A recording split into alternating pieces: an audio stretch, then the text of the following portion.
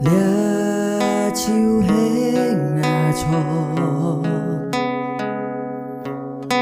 ，thật giống tan xa cái gì một siêu phép nhi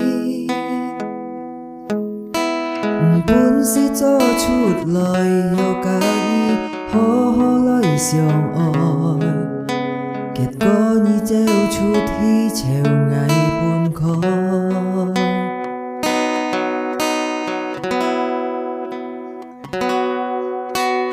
kín hạ thét bàn nhà chỉ kín kín hạ đi dịu như to phép đi như chim to chỉ ra lại chỉ hiểu buồn như nít như phồn hi ngày hi mong như khói sim hiểu kêu cả kỳ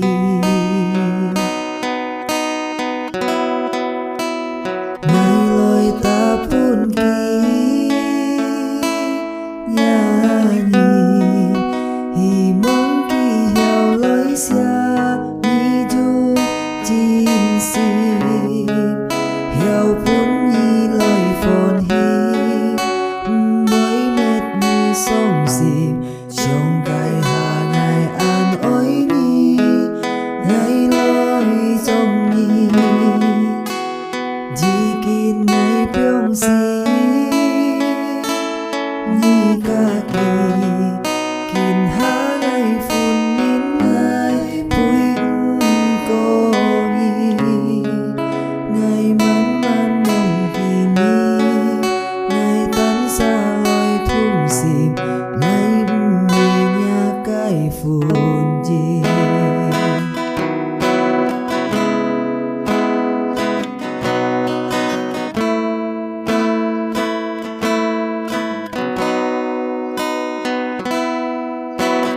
đã chịu hết nhà trò thật giống tan xa cái gì một siêu phép đi buồn si cho chút lời hiểu cả đi hô hô lời siêu oi kết có như treo chút hi treo ngày buồn khó kín hạ thét bàn nhà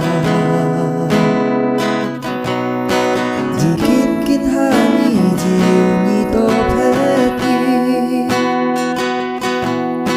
như chim to chỉ